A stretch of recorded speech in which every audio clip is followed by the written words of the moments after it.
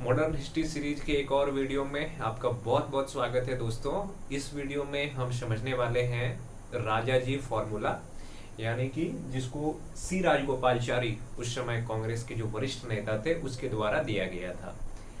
सी राजगोपालचारी के द्वारा जो ये फॉर्मूला दिया गया था, ये मुस्लिम लीग के सामने एक प्रस्ताव रखा गया और इसको हम इस तरह से समझेंगे कि जब ये प्रस्ताव मुस्लिम लीग के सामने रखा गया तो मुस्लिम लीग के ओर से क्या प्रतिक्रिया आया इस पर। तो अगर हम इसको देखें तो ये राजगोपालचारी उस समय कांग्रेस के वरिष्ठ नेता थे, उसके द्वारा दिया गया था। और ये जो फॉर्मूला था, ये फॉर्मूला देने के पीछे का एक कारण था क्या कि संवैधानिक गतिरोध को समाप्त करना। संवैधानिक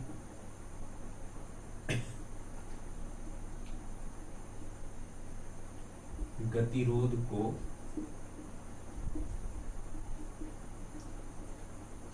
समाप्त करना, क्योंकि संविधान निर्माण को लेकर के भारतीय राष्ट्रीय कांग्रेस और मुस्लिम लीग के बीच सहमति नहीं बन पा रहा था।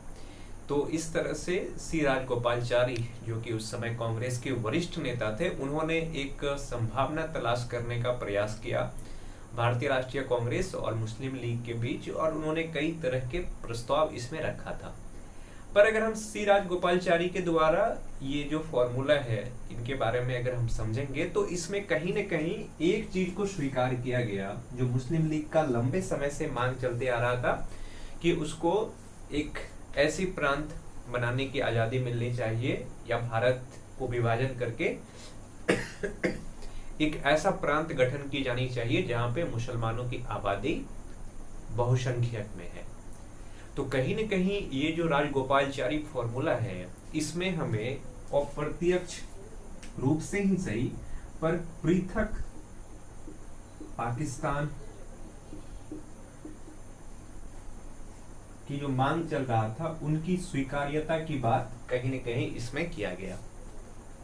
और बाद के वर्षों में जो राजगोपालचारी के द्वारा ये फॉर्मूला दिया गया, गांधी जी ने भी इसको क्या किया था, स्वीकार कर दिया था। गांधी जी भी क्या किया कि इनको स्वीकार किया गया था। ये जो फॉर्मूला है राजगोपालचारी का, ये कब आया था? ये आया था मार्च 1944 में। मार्च 1944 में सी राजगोपालचारी के द्वारा ये फॉर्मूला दिया गया था। तो अब हम इस चीज को समझते हैं कि इस पे क्या क्या बात की गई थी, किस तरह से भारतीय राष्ट्रीय कांग्रेस और मुस्लिम लीग के बीच एक समानता बनाने का प्रयास किया गया था ताकि देश की आजादी के लिए और संविधान निर्माण के लिए काम किया जा सके। तो आइए हम समझते हैं कि सी राजगोपालचारी फॉर्मूला में क्या क्या बातें की गई थी इन चीजों को।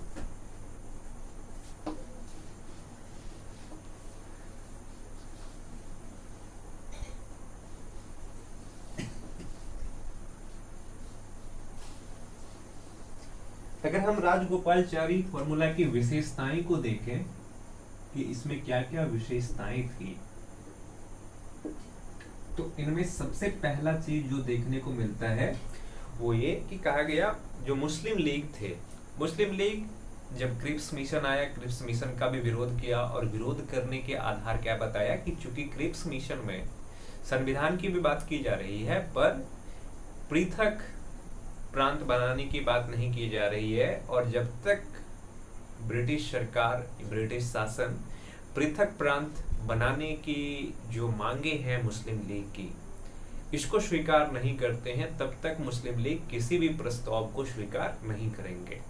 तो सी राजगोपालचारी ने अपने फॉर्मूला में पहला चीज यही कहा, मुस्लिम लीग के सामने यही प्रस्ताव रखा कि मुस्लिम लीग को भारत की स्वतंत्रता के लिए समर्थन करना चाहिए, यानी कि ऑल इंडिया मुस्लिम लीग वो भारतीय स्वतंत्रता के लिए भारत के स्वतंत्रता के लिए समर्थन की बात किया गया कि भारत की स्वतंत्रता के लिए क्या करे, मुस्लिम लीग अपना समर्थन दे। राजगोपालचारी फॉर्मूला में जो दूसरी बात कहा गया वो ये कि चूंकि प्रांतों में सरकार का गठन करना है तो मुस्लिम लीग कांग्रेस का सहयोग करे और प्रांतों में सरकार की स्थापना करे, यानी कि प्रांतों में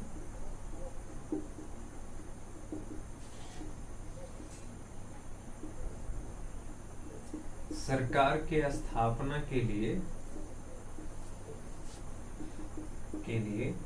इंडियन नेशनल कांग्रेस का सहयोग करें।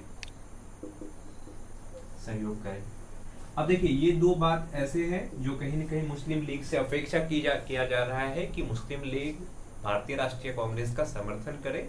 किन किन मुद्दे पर? तो पहला मुद्दा जो देश की आजादी को लेकर के है, भारत के स्वतंत्रता को लेकर के जो आंदोलन चल रहा है, इस आंदोलन में मुस्लिम लीग अपने आप को अलग थलग कर लिया था, क्योंकि मुस्लिम लीग की मांगे थी कि जब तक पृथक प्रांत की बात नहीं हो जाती है, भारतीय राष्ट्रीय कांग्रेस जब तक मुस्लिम लीग की ये मांगे स्वीकार नहीं किया कर लेते हैं कि एक पृथक प्रांत का निर्माण किया जाएगा, तब तक मुस्लिम लीग क्या करेंगे, भारतीय राष्ट्रीय कांग्रेस को समर्थन नहीं देंगे।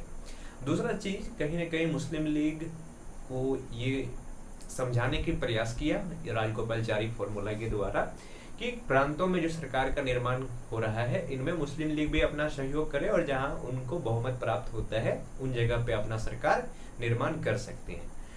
जो तीसरी बातें इसमें कहा गया वो सबसे महत्वपूर्ण है। तीसरी बातें ये कहा गया कि अगर मुस्लिम लीग पृथक प्रांत की मांग करना चाहते हैं तो जैसे ही देश को आजादी मिलेगा, आजादी के तुरंत बाद जहां पे मुसलमानों की संख्या बहुसंख्यक है, जिन प्रदेश में मुसलमानों की आबादी बहुसंख्यक है, वहां पे क्या किया जाएगा कि जनमत सर्वेक्षण कराया जाएगा।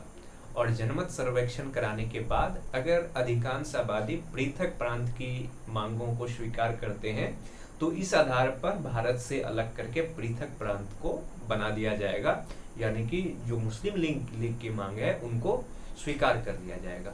तो राजगोपालचारी फॉर्मूला पहला कांग्रेस की ओर से आया हुआ प्रस्ताव है, जिसमें अप्रत्यक्ष रूप से ही सही पर मुसलमानों के लिए पृथक प्रांत के मांगों को स्वीकार किया जा रहा है। तो इनमें जो तीसरी मांग थी वो यही था कि स्वतंत्रता के बाद जो मुस्लिम लीग के द्वारा पृथक प्रांत की बातें की जा रही है उनको स्वीकार्यता की बात कर रहे हैं। इसमें अगर हम और देखें तो एक चीज और कहा गया, इसको ऊपर समझ लेते हैं।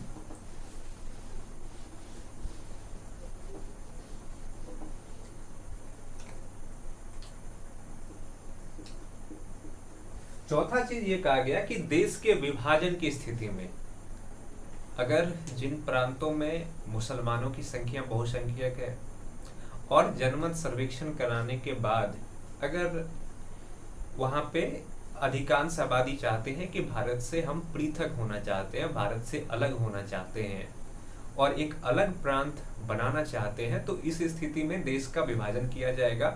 पर कुछ महत्वपूर्ण चीजें जो कुछ महत्वपूर्ण विषय है, जैसे कि प्रतिरक्षा या परिवहन, संचार,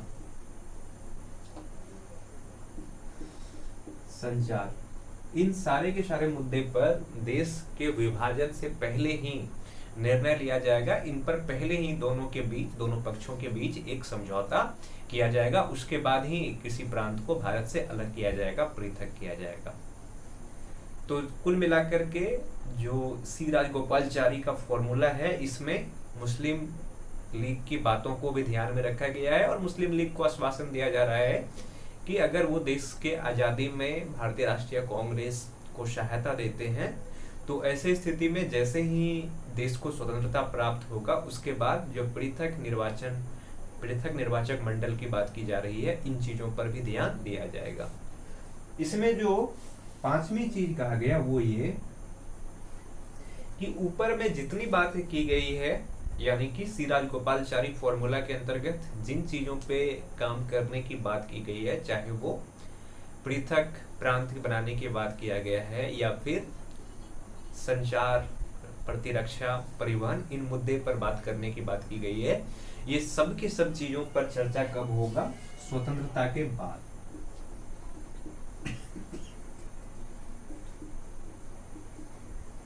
इन चीजों पर तभी बात हो सकता है जब भारत को स्वतंत्रता प्राप्त हो जाएगा। तो ये प्रस्ताव तो श्री राजगोपालचारी की ओर से मुस्लिम लीग के सामने रखा गया, पर मुस्लिम लीग की क्या प्रतिक्रिया रही इस पर अब हम इस चीज को समझते हैं।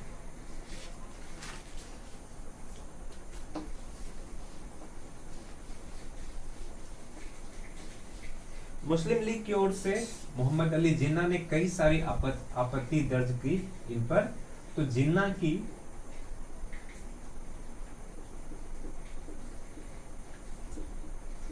की आपत्ति, जिन्ना ने किन किन बातों को लेकर के आपत्ति जाहिर किया श्री राजगोपालचारी फॉर्मूला पे, तो हम उन चीजों को समझते हैं। इनमें से पहला तो ये चीज कहा जिन्ना ने कि श्री राजगोपालचारी फॉर्मूला में जिन बातों को कहा गया है ठीक है, पर पहले कांग्रेस, भारतीय राष्ट्रीय कांग्रेस इस चीज को स्वीकार करे कि द्वि राष्ट्र ही एकमात्र संभावना है और किसी भी तरीके से मुस्लिम लीग किसी भी चीज को मानने के लिए तैयार नहीं है।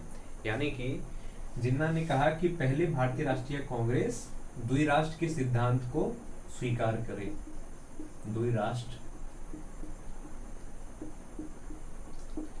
के सिद्धांत को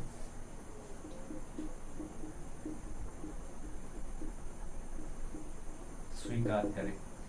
बिना द्विराष्ट्र के सिद्धांत को स्वीकार किए बिना मुस्लिम लीग किसी भी तरीके से भारतीय राष्ट्रीय कांग्रेस का ना तो समर्थन करेगा और न ही इस देश के आजादी के आंदोलन में अपना योगदान देगा। तो मुस्लिम लीग ने साफ मना कर दिया श्री राजगोपालचारी फॉर्मूला को, क्योंकि इसमें कहीं न कहीं अप्रत्यक्ष तरीके से आने वाले समय में द्विराष्ट्र सिद्धांत की बात की जा रही थी। ये बात था कि अगर मुस्लिम लीग चाहते हैं कि इस देश से अलग होकर के पृथक प्रांत बनाने के लिए, तो वहां पे जनमत संग्रह किया जाएगा। पर मुस्लिम लीग ने कहा कि पहले भारतीय राष्ट्रीय कांग्रेस इस चीज को पूरी तरीके से स्वीकार करे कि द्विराष्ट्र बनाया जाएगा, देश का विभाजन होगा। दूसरा जो ये था, दूसरी आपत्ति में देखें तो जैसे कि श्री राजगोपालचारी ने कहा कि जब द्विराष्ट्र बनाया जाएगा या मुसलमानों के लिए पृथक प्रांत बनाया जाएगा, तो इसके लिए क्या किया जाएगा कि जो क्षेत्र मुसलमानों के लिए बहुसंख्यक है, जिस क्षेत्र में मुस्लिम आबादी बहुसंख्यक में है, उस क्षेत्र में क्या किया जाएगा कि जनमत सर्वेक्षण कराया जाएगा। पर जिन्ना ने मांग रखा कि जब जनमत सर्वेक्षण कराया जाएगा तो वोट देने का अधिकार केवल और केवल मुस्लिम जनता को होना चाहिए। नहीं, तो जिन्ना ने दूसरी बात क्या कहा कि जनमत सर्वेक्षण के समय वोट देने के अधिकार केवल और केवल किसको होना चाहिए? मुस्लिम जनता को, मुस्लिम जनता को। यानी कि जनमत के समय जो वोटिंग का अधिकार होगा वो केवल और केवल मुस्लिम जनता को होना चाहिए। बाकी आबादी, बाकी धर्मों को मानने वाले लोग अगर उस क्षेत्र में रहते भी हैं तो ऐसे स्थिति में उसको वोट देने का अधिकार नहीं होना चाहिए। नहीं, तो ये कुछ आपत्तियां था किसका? मोहम्मद अली जिन्ना का। किसको लेकर के? तो श्री राजगोपालचारी फॉर्मूला को लेकर के। चूंकि श्री राजगोपालचारी में कहीं न कहीं इस चीज को स्वीकार किया जा रहा था कि भारत से पृथक करके मुस्लिम प्रांत बनाया जाएगा, तो इसको लेकर के उस समय के जो हिंदुवादी नेता थे जैसे वी.डी. सावरकर, इन लोगों ने तीव्र आलोचना की और श्री राजगोपालचारी फॉर्मूला खारिज हो गया। इस पर भी किसी तरह से समझौता नहीं हुआ, किसी तरह से ये फॉर्मूला भी लागू नहीं हुआ। इसके बाद कांग्रेस के एक नेता थे भूलाभाई देसाई और मुस्लिम लीग के नेता थे लियाकत अली। उन दोनों ने भी प्रयास किया और उसको नाम दिया जाता है लियाकत देसाई फॉर्मूला, यह समझौता। एक फॉर्मूला आया था देसाई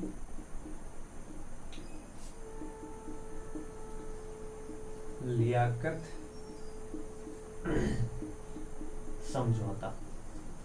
देसाई में ये भूला भाई देसाई भारतीय राष्ट्रीय कांग्रेस के नेता थे और लियाकत अली ये ऑल इंडिया मुस्लिम लीग के उस समय के नेता थे। इन दोनों ने भी प्रयास किया कि किसी भी तरीके से मुस्लिम लीग और भारतीय राष्ट्रीय कांग्रेस के बीच एक सहमति बने और देश के आज़ादी के लिए और संविधान निर्माण के लिए काम किया जा सके। इसके लिए प्रांतों में मुस्लिम लीग और भारतीय राष्ट्रीय कांग्रेस ने समझौता किया कि वो सहमति से अपने आधे आधे प्रतिनिधित्व मिला करके सरकार बनाएंगे, पर ये समझौता भी लागू नहीं हो सका और अंततः जो वेवेल योजना है, वेवेल प्लान है, या जो शिमला समझौता है, वो आता है जून 1945 में। तो अगले वीडियो में हम यही समझेंगे कि वेवेल प्लान, वेवेल समझौता, या जिसको शिमला समझौता भी कहते हैं, क्या था और इनमें क्या क्या बातें की गई थी। इस वीडियो में इतना ही। बहुत बहुत धन्यवाद।